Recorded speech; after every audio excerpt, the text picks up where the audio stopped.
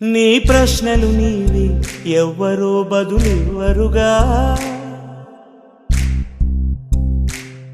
నీ చిక్కులు నీవి ఎవ్వరూ విడిపించరుగా. ఏ గాలో నిన్ను తరుముతుంటే అల్లరిగా, ఆగాలో లేదు తెలియదంటే చెల్లదుగా.